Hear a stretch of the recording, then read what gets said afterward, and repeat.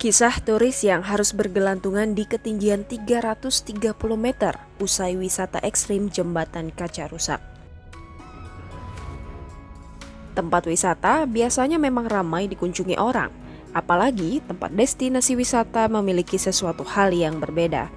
Wisata ekstrim banyak memancing uji nyali pelancong.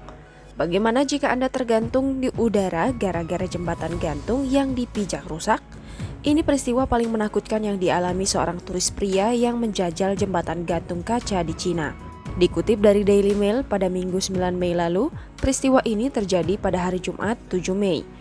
Seorang pria mencoba melintasi jembatan gantung berlantai kaca setinggi 330 kaki di atas permukaan laut.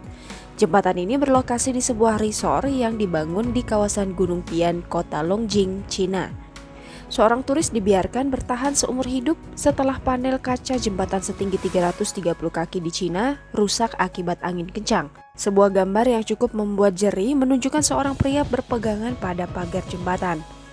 Ini terjadi setelah angin berkecepatan hingga 90 mph meniup beberapa panel kaca. Foto turis yang terdampar itu awalnya dibagikan ke platform media sosial Weibo negara itu dan sudah tayang lebih dari 4 juta. Menurut sebuah laporan di Straits Times, pria itu terjebak di jembatan untuk waktu yang singkat. Dia mereka ke tempat aman dipandu oleh petugas pemadam kebakaran, polisi, dan petugas kehutanan dan pariwisata. Pria itu kemudian dibawa ke rumah sakit untuk mendapatkan bantuan psikologis setelah peristiwa mengejutkan itu. Gambar tersebut telah dibagikan berkali-kali di Twitter, di mana orang-orang mengekspresikan kengerian mereka. Dapat dipahami bahwa resort ditutup untuk waktu yang singkat setelah insiden yang berpotensi fatal. Resort pegunungan Cina semakin menampilkan jembatan berdasarkan kaca yang populer sebagai cara untuk menarik wisatawan. Kota Zhangjiajie, barat laut provinsi Yunnan, Cina, memiliki jembatan kaca terkenal yang menggantung 300 meter di atas tanah. Jembatan dengan panjang 430 meter dan lebar 6 meter ini dibangun di antara dua tebing curam.